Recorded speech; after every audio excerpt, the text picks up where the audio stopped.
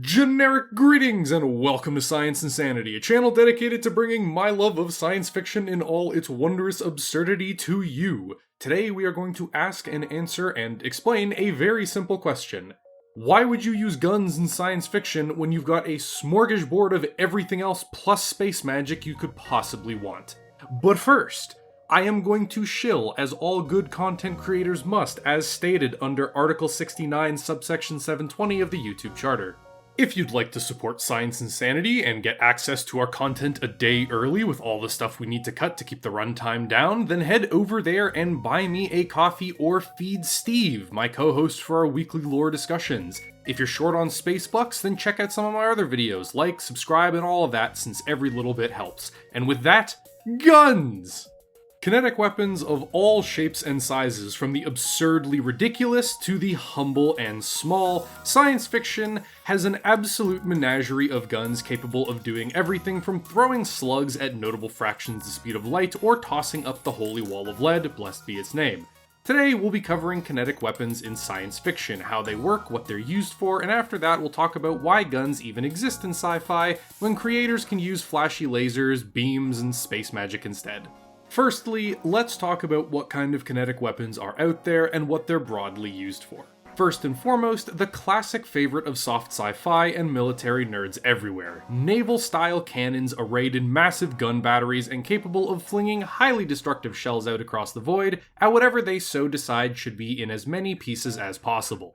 These guns work primarily the same way that regular firearms work now, whether it be a gunpowder analog with some form of oxidizer so it can combust in space, or some form of chemical propellant closer to rocket fuel. Something explodes and shoves a shell of approximate shut up and die size down the barrel and towards the forehead of whatever they're targeting.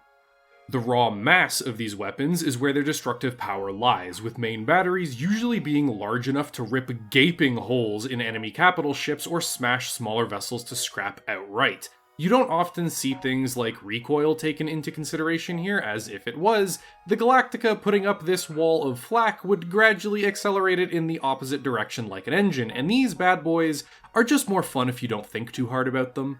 They're often also filled with some form of advanced high explosive, so once it punches through any protection, it will cause even more damage to everything inside.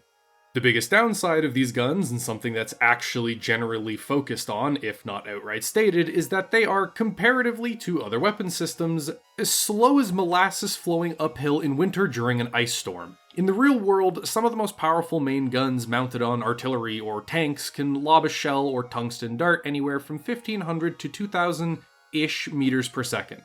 In the grand scale of space, this is comparatively nothing. In the Expanse, which is pretty much the closest I've seen on screen of real-life physics and science fiction, often the ships begin engagements well into the thousands of kilometers away. So far that our real-world guns would give the enemy minutes to react and move out of the way every time you fired them, while you would feasibly be able to see another ship from across the solar system, assuming you would know where to look. So often, for these classic-style guns, you generally see them in sci-fi universes where ships tend to engage at point blank, where maneuver and tactics take a backseat to simple, brutal brawling, where it's more spectacle and style than raw substance. But on the other end, you have the hypervelocity hole punchers.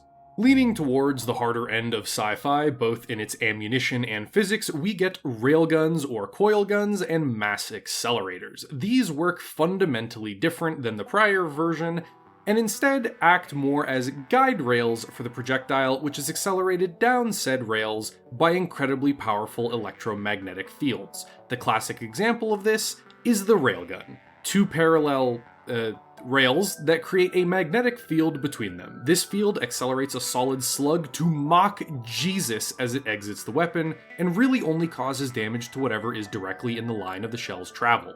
Aside from the king of hard science fiction, the railgun, there's also the little brother, the coil gun. Also using spooky magnetism, the biggest difference is that successive coils accelerate the projectile. They're more powerful and more compact, but usually far harder to build, maintain, and operate. Armor tends to be completely useless against a projectile moving so fast, and within a certain range, dodging is impossible. The downside to these kinds of weapons is that unlike the prior cannons, it doesn't have much of a kick if you miss everything vital or explosive, nailing Steve while he's on the John isn't going to do much other than make an even larger mess for the very underpaid janitor than usual. Of course, that's just the massive main guns we see on everything from ships to space stations, but we also get to enjoy the overplayed A-10 meme. Point defense weaponry. From every corner of science fiction, we can see the humble point defense gun, whether it be a lead-belching machine gun firing flak or fletchet rounds, or rotary autocannons meant to directly nail whatever the crew doesn't want to exist anymore. Point defense weapons fill that oh-so-important role of creating the no-touching zone and blowing the whistle whenever fighters or missiles manage to get too close.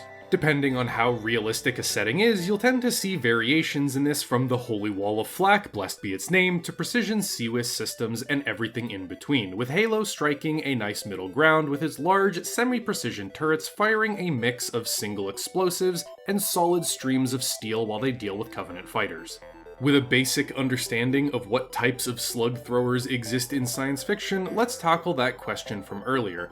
Why do they seem to show up so often when writers and creators have access to basically anything that they can imagine and justify with a single sentence?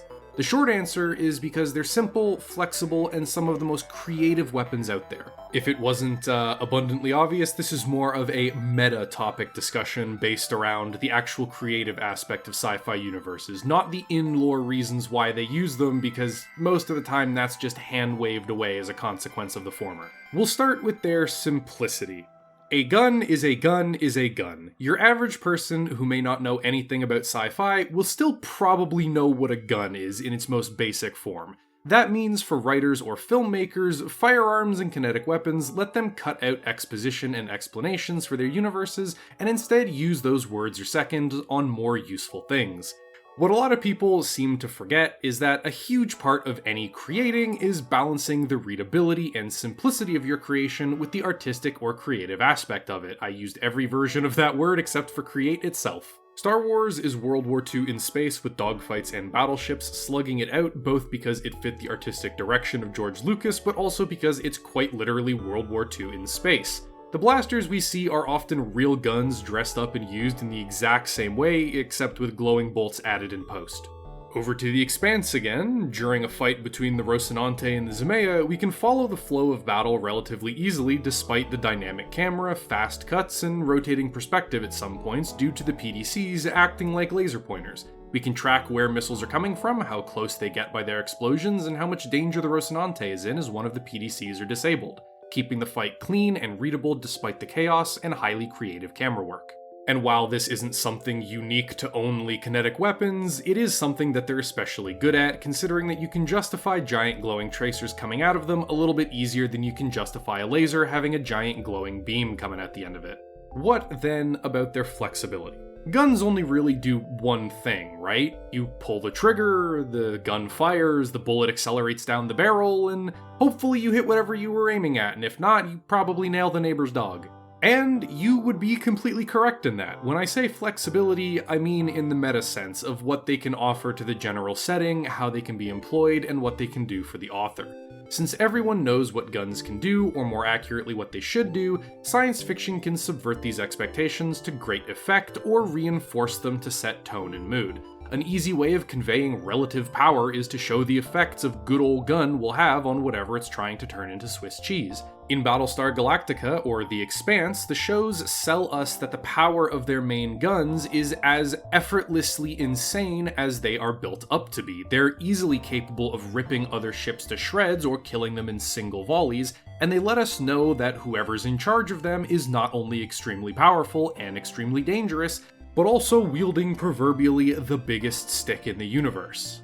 On the flip side, the assault rifle, MAC cannons, or mass accelerators from Mass Effect and Halo and other kinetic weapons in general look and sound extremely powerful, but time and again we can see where the Covenant and the Reapers are concerned, they're an insurmountable threat as their ships shrug off even the most powerful kinetic weapons with ease, while consistently face-tanking huge amounts of ammo before finally being brought down. A little tweak here or there to what the audience expects to happen can set the tone for an entire battle and convey that tone far better than vague energy weapons and shield percentages can. If you watch the most powerful shell from your biggest gun do nothing against an opponent, it might be time to heed the clenching in your ass and turn to run away.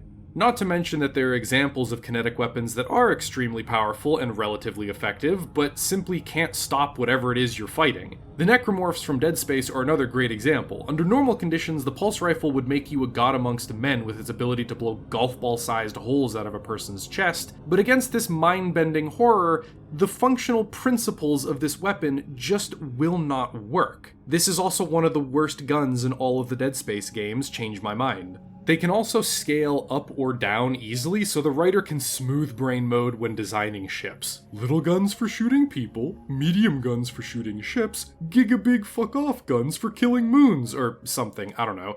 But the big reason kinetic weapons keep showing up everywhere is because of their limitations.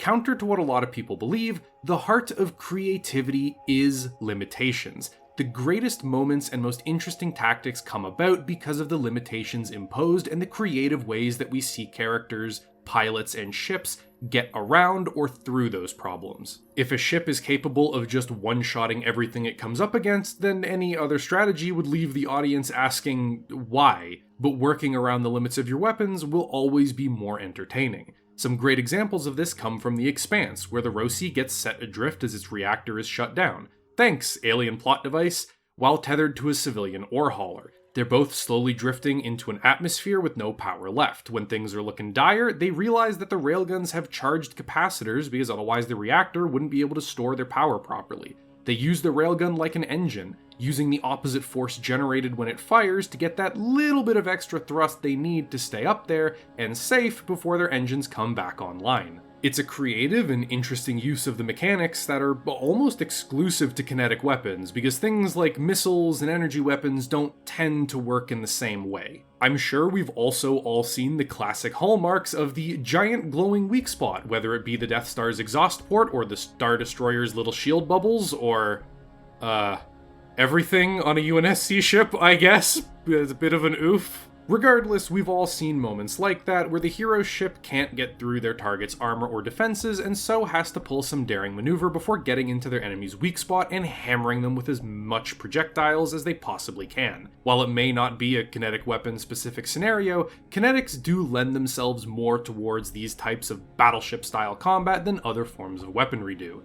In the case of Mass Effect, I have always loved the way that the Reapers need to be taken down. Whether by intention or accident in the design, we see the mass accelerators of the combined fleet consistently do nothing against the Reapers, only truly becoming effective when aiming for the presumably weaker joints and articulated sections under the Reaper, only protected by their Mass Effect shields, as we see shots to their armored front and top be almost utterly ignored. And surprise, there's a last reason related to why guns keep showing up. The rule of cool decrees them to be metal as hell as they fling metal across hell. You cannot look at the Holy Wall of Flak and not be impressed at the sheer, unbridled, middle finger fuck-off energy it exudes. There is no way to look at the combined fleet of Mass Effect's final battle, turning the stars white with their railgun rounds and not turn your underwear the same color. And I don't know a person alive who's fired the Halo Combat Evolved Assault Rifle and not smiled with glee the first time they heard the sound of thunder coming out the end of it. The truest reason guns are around is because they are goddamn awesome at activating the neurons in our upright anxiety ape brains. And like the monkeys we are, throwing a metal rock at something really, really hard will always be hilariously enjoyable.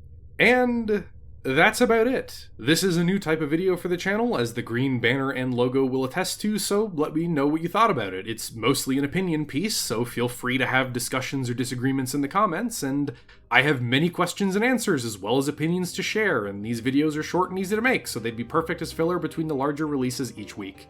And before we fully end off, a huge thanks to the patrons supporting Science Insanity: David Gabe, Augie, 11 Bravo Crunchy, Terry Higgins, Pedro Munoz, David Grunt. Thank you all very much for your support. These space bucks shall be put to good use in the future. And with that, the video is functionally over. Outros are very hard. Goodbye!